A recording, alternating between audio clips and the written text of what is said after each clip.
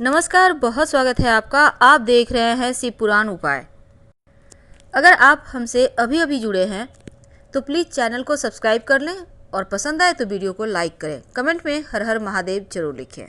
मेष राशि, आज हम आपको बताने की कोशिश करेंगे जब मन हार जाए तब क्या करें। सिर्फ 2 बातें याद रखिएगा, मन आपका नहीं हारेगा बल्कि फिर से एक नई जोश के साथ आगे बढ़ने के लिए आप में दृढ़ इच्छा शक्ति बहुत मजबूती के साथ आ जाएगी। मन से वैसे भी कभी व्यक्ति को नहीं हारना चाहिए, क्योंकि अगर आप मन से हार जाते हैं तो लगभग सब कुछ ही हार जाते हैं, और अगर मन से जीतते हैं तो जिस भी चीज़ को पाने की आप कोशिश कर रहे हैं उसमें कामयाब भी हो जाते हैं। हालांकि कई बार ऐसा होता है, जीवन में उतार चढ़ाव आते रहते हैं, होते रहते हैं। वैसे भी मेष राशि चंचल राशि है, मन स्थिर नहीं होता और जाना कहीं और चाहते हैं, पहुंच कहीं और जाते हैं, सिर्फ चंचलता के कारण। कभी कभी तो भटकाव भी हो जाता है, लेकिन बुद्धिमान बहुत होते हैं। अपने इस काबिलियत के कारण ही तो सबकी शान होते हैं। चाहे इनके घर परिवार की बात हो या फिर दोस्तों में, हर किसी का जान इनमें बसता है, क्योंकि इनके पास वो काबिलियत है कि सबको साथ लेकर चल सकें। बिल्कुल एक जैसे एक गुरु होता है, बिल्कुल वैसे ही सबको एक सही रास्ता दिखाते हैं। जो खुद ही लोगों को रास्ता दिखाता है तो खुद क्यों भटक रहा है? आप क्यों मन से हार रहे हैं? आपको तो मन से हारना ही नहीं आता, क्योंकि आप तो सिर्फ जीतना जानते हैं और इस दुनिया पर राज करना भी जानते हैं।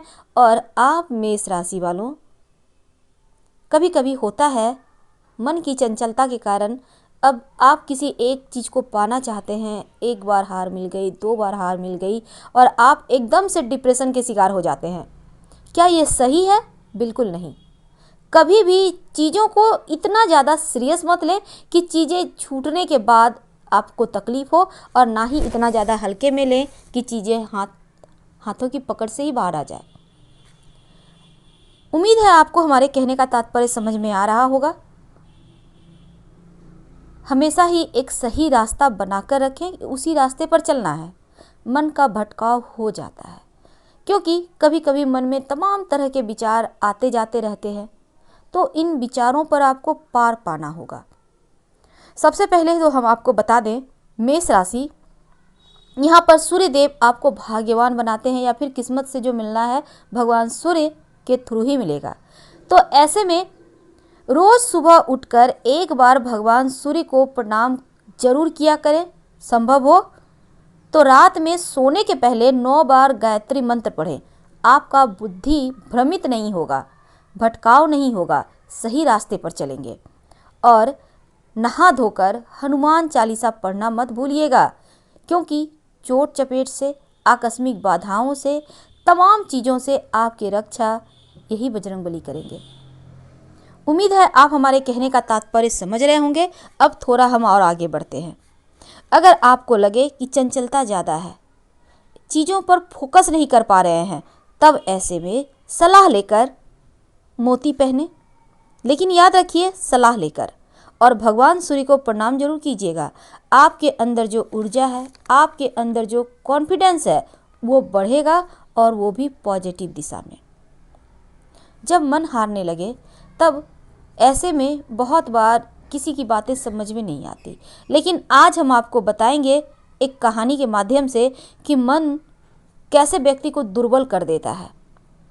एक बार कोई व्यक्ति कहीं रास्ते से जा रहा था, वो देखता है एक बहुत ही बड़ा विशालाकाय हाथी एक पतली सी डोरी के सहारे बंधा हुआ है और इधर उधर भी नहीं करता, चुपचाप बंध के खड़ा है।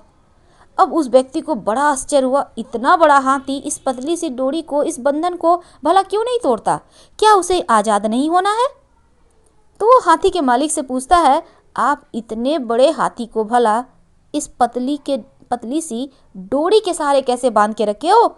तब वो आदमी कहता है, जब ये बच्चा था ना, तब इसको हम लेकर आए थे।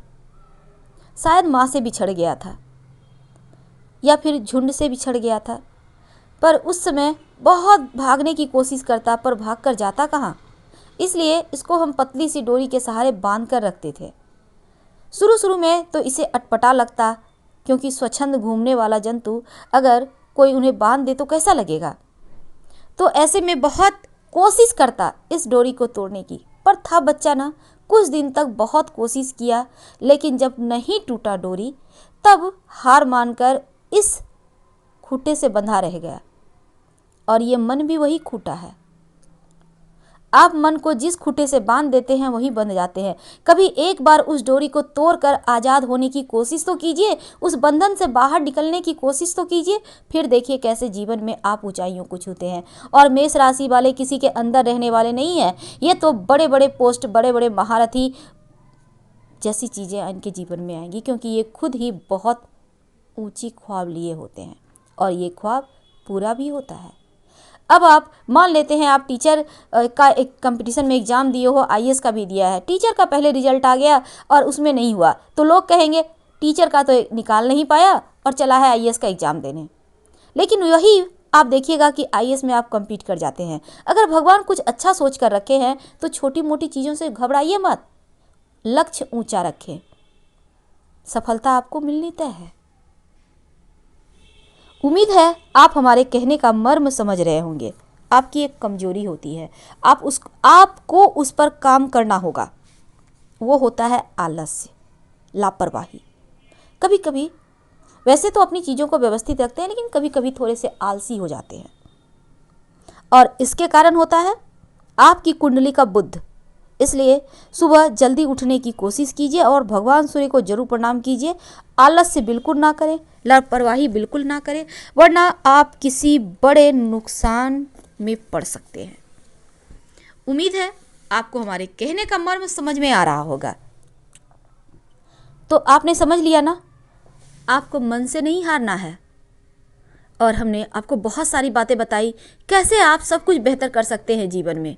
अगर कोई दिक्कत हो बेशक आप कमेंट करें, हम संभव होगा, क्योंकि आपके इतने सारे आप सभी दर्शकों का प्यार शायद हमारे लिए बहुत अच्छा लग रहा है और सबका जवाब देना शायद संभव नहीं है, लेकिन हम आपको फिर से किसी वीडियो के माध्यम से समझाने की कोशिश करेंगे, आपके सवालों का जवाब हम देने की कोशिश करेंगे।